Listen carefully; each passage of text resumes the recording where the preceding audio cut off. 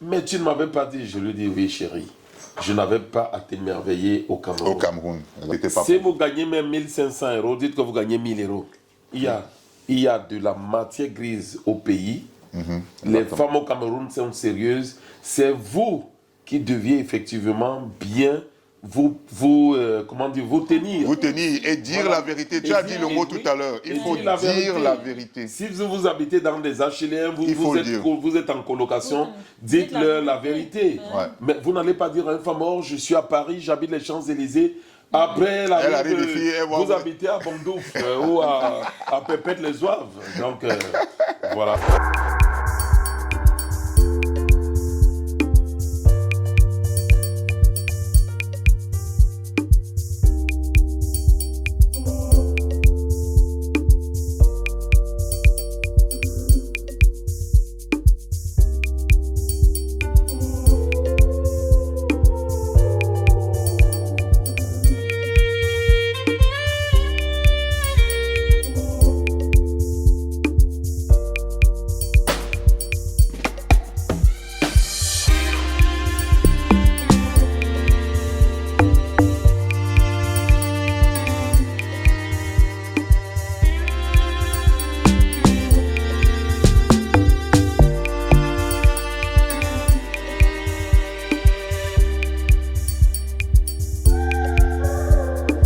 Alors moi déjà, ce que je vais commencer en termes effectivement de conseils, parce que j'entends effectivement des gens dire parfois, oh les filles du Cameroun, faut pas aller au Cameroun chercher une femme. Ça on dit beaucoup. Ouais. Parce qu'elles sont ceci, elles sont cela. Et je veux dire, gros, mais tu viens d'où là?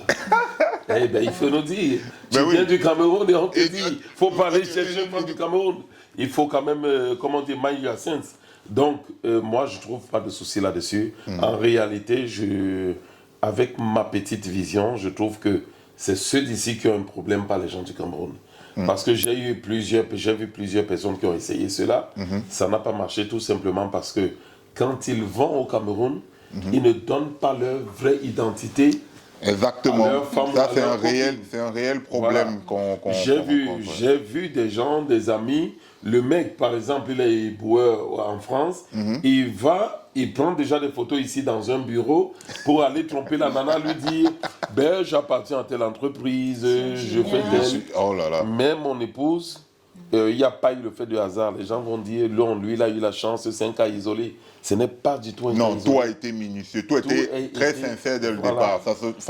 Je veux dire, même pour la demande, je ne te coupe pas, Consti. Tu prends bien le soin de mentionner que c'était vraiment dans le basique, il n'y avait rien, mais tu lui as clairement dit qu'écoute, il n'y a rien, mais voilà ce que je veux, quoi. Jamais Dieu m'a pris dans ma plus grande humilité que j'ai jamais eue jusqu'à aujourd'hui pour demander mon épouse en mariage. Voilà. Et elle a compris. Et je connais beaucoup de menguifs qui ne feraient pas ça. Hein. Oui, non. Il faut les artifices, il faut montrer, il faut... Voilà. Je pouvais me la jouer, pas que j'avais pas d'amis au Cameroun qui pouvaient décanter la situation ou la famille ou aller faire un prêt. Exactement. Mais j'ai voulu que ce soit moi. Naturel. Voilà. Exactement. Donc pour continuer, et quand je cause avec mon épouse, quand je rentre au Cameroun, parce que vous savez, il y a un grand contraste quand on vient de l'Europe pour aller au Cameroun. On croit que après, par exemple, François Hollande ou Macron, c'est vous qui suivez. Voilà. Mais sauf que quand je rentre, mon épouse me demande c'est quoi ton boulot à l'époque, parce que ça fait déjà, je crois, peut-être 20 ans ou 23 ans quand elle était au pays. Et j'étais dans la livraison, je travaillais à Chronopost. Tu lui as dit clairement? Je le lui ai dit. Je suis même allé plus pire. J'ai fait des photos avec mon camion, j'ai envoyé. Et pour lui dire que voilà ce que j'ai fait. Faut pas. Elle me dit, waouh, tu conduis cette gros camion là? Et moi, avec mon petit corps à l'époque, ma petite taille, elle est stupéfaite. Je lui dis, mais bien sûr, chérie. Elle me dit, c'est ta seule voiture. Par contre, maintenant, c'est là où je vais au niveau de l'émerveillement. Je lui dis pas que j'ai des voitures. Je lui dis juste, non, ce camion, c'est ça, ma voiture. Elle me dit, mais si j'arrive alors en Europe, comment? Je dis, ben, il y a des métros. Bien sûr, il faut lui dire la réalité, la vérité tout de suite. Réalité. Ok? Et je vais aussi dire aux gens, éprouvez ces femmes que vous allez prendre au Cameroun. En même temps, parce que ce qui est amusant, c'est que quand les mecs se la jouent, mais là où ils doivent effectivement savoir qui est la nana, ils ne le font pas. Ouais, exactement. Moi, j'ai une petite anecdote financière sur ma femme. Parce que quand les gens parfois viennent chez moi, ils se rendent compte que c'est mon épouse qui détient le porte-monnaie, ils sont très surpris. Ils sont choqués, c'est le mot. Ils disent, mais comment le mec il peut travailler la nana? Pourtant, parce que mon épouse, même sans savoir, je l'ai éprouvé. Parce qu'avant qu'elle ne vienne, quand on veut obtenir son visa, je lui dis d'accord, elle obtient son visa, je lui envoie 2 millions de francs CFA pour préparer son voyage. Et elle prépare son voyage. Sauf que, à son arrivée à Roissy, ça c'est très important pour les internautes, écoutez bien. À son arrivée à Roissy, quand je l'accueille, il y a des motions et tout. Premièrement, elle me sort 750 000 qu'elle me remet. Je lui demande c'est pour faire quoi? Elle me dit, mais dans les 2 millions que tu m'as demandé de préparer le voyage, chérie, il y a eu le reste. Moi, je suis surpris. Et je lui dis, mais non, tu as de la famille, tu devais donner. Elle dit, non, non, non, non, non, non. Tu m'as dit, c'est pour préparer le voyage. Tout à fait. J'ai préparé le voyage, il y a un reste, je me dois de te le remettre. De te le remettre, waouh. Et elle me remet les 750 000, je suis surpris, pour couper court sur cette histoire financière. Alors, pour qu'elle sache que ce n'est pas une histoire d'argent, je l'amène au magasin tout de suite et on dépense les 750 000 tout de suite sur elle. Pourquoi? Parce qu'elle arrive avec les yeux du Cameroun, elle est émerveillée, elle voit une tennis Adidas, je l'amène chez Adidas. Elle dit, le prix... Elle voit le prix, 50 000, donc 75 euros. À ce moment-là, on convertit encore. Dès que tu vois quelque chose, direct, tu convertis. On est naturel, c'est mon épouse, elle est avec moi. 50 000, je l'aurais bien voulu. Ah bon, tu l'aimes bien? Je dis d'accord. Bon, allons de très près voir. Tu l'aimes? Elle dit oui. Je dis prends la chaussure. Propre. Elle dit non. Je dis mais chérie. En ce moment, on se vante. Je ne peux plus me frapper aujourd'hui. 50 000, 75 euros, c'est rien du tout. C'est clair. Je lui offre ça. Et là, maintenant, on commence à passer dans la réalité pour rester bien dans le sujet. Je reçois des coups de fil. Et c'était très triste parce que ça venait de la famille, me faisant comprendre qu'elle est en train d'arriver. On a suivi qu'elle est en train de monter un coup à partir de l'aéroport. Elle va s'enfuir. Ah, c'est pas possible. Je dis, ah bon, vous avez ces nouvelles? Je dis oui. Ça, c'est des trucs venant de la famille, carrément. Je ne vous dis pas des amis de la famille qu'on a enquêté. La nana, là, elle a quelqu'un qui l'attend. Quand elle arrive, le mec, elle va partir avec le mec. Tu n'auras même pas l'occasion de la voir. Et moi, je réponds à la famille. Je dis, avant qu'elle ne vienne en Europe, nous avons passé un certain temps. Et je peux vous rassurer que ce temps restera dans ma mémoire. Donc, si Dieu a décidé que ça s'arrête là, ça va s'arrêter. Ça va s'arrêter, exactement. C'est comme ça que mon épouse, effectivement, arrive. Elle me demande tout de suite, et on prend le métro? Je lui dis, non, chérie, tu ne prends pas de métro. Elle dit, quoi? Je dis, non, mais elle me dit, on va rentrer comment? Je lui dis, tu vois la voiture bleue qui est là? La Laguna venait de sortir, démarrage à la carte et tout. J'appuie la carte, elle me dit, où sont les clés? J'appuie. C'est bon. Je dois quand même... bien sûr, il faut... On ne baisse pas le charisme. Je lui dis, voilà, mais tu ne m'avais pas dit. Je lui dis, oui, chérie.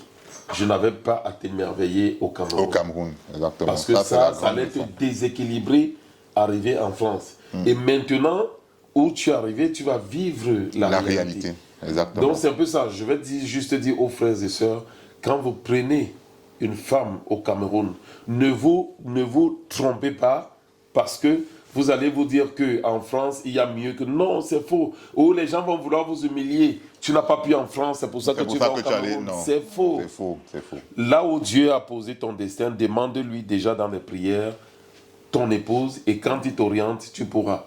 Donc, quand je rencontre effectivement mon épouse dans ces conditions, et en plus de cela, parce que comme elle vous a dit, on a fait 3 ans. Et dans les 3 ans, ce que vous ne savez pas, je lui prends quand même un pavillon. Elle habite avec ma mère. Elle habite avec ma mère. Elle prend soin de ma mère. Au point où parfois je veux suspecter mon épouse, c'est ma mère qui te dit calme-toi vite. Calme-toi. Tu as une bonne épouse. Pour qu'elle sorte même de sa chambre, c'est moi qui lui demande. Donc, pour vous dire qu'il y a de la matière grise au pays. Les femmes au Cameroun sont sérieuses. C'est vous qui deviez effectivement bien comment dire, vous tenir. Vous tenir et dire la vérité. Tu as dit le mot tout à l'heure. Il faut dire la vérité. Si vous habitez dans des HLM, vous êtes en colocation, dites-leur la vérité. Mais vous n'allez pas dire à une femme, oh, je suis à Paris, j'habite les Champs-Élysées. Après, elle arrive vous habitez à Bondouf ou à Pépette-les-Oeuvres. Donc, voilà. Non, c'est clair, c'est clair. En tout cas, merci beaucoup pour le conseil. Avant de prendre le conseil d'Ernestine aussi, je retiens de ce que Consti vient de dire, vraiment les gars, quand vous voulez aller au pays là, dites la vérité. Parce qu'on voit la chose généralement de l'autre côté. Oui. On dit, ouais, les filles au pays, non, vraiment, elle va venir ici, elle va partir, elles ne sont pas sérieuses. Prenez le temps. Parce que honnêtement, moi, je ne connaissais pas leur histoire avant de venir ici. Je ne connaissais pas. Honnêtement, on n'a pas eu il n'y a pas de débrief, c'est vraiment freestyle, je ne connaissais pas. Mais quand j'écoute ça, je me rends compte qu'en fait, il faut prendre le temps de vivre une relation. Oui. Parce qu'on ne se lève pas comme ça, on dit que choisissez-moi telle femme là, je vais épouser, c'est pas possible. On n'épouse pas quelqu'un qu'on ne connaît pas. Vous voyez, donc prenez le temps de créer la relation, de vivre la relation. Oui. Parce que Consti l'a dit tout à l'heure que malgré le fait qu'on lui ait dit qu'elle va venir à l'aéroport, elle va partir. Lui, il était sûr qu'elle ne peut pas partir parce que c'est sa femme. Il a vécu avec elle, il connaît. Bien sûr. Donc quand tu connais ta personne, tu connais ta personne. Il n'y a rien à dire. Donc les gars, construisez, prenez le temps de construire votre relation. Et dites la vérité surtout, ça c'est le point clé. Gars, dites ce que vous faites. Si elle va vous accepter, avec elle vous accepte. Sinon, voilà, ça veut dire que c'était pas... Si vous gagnez même 1500 €, dites que vous gagnez 1000 €. Voilà, donc diminuez même. Diminuez. Et moi, c'est ce que j'avais fait, c'est diminuer. Voilà. Pour qu'elle sache, parce que... Après, quand elle revient voir dans le milieu... Elle comprend que, voilà, en fait, elle a une bonne surprise. Du coup. Voilà. Exactement.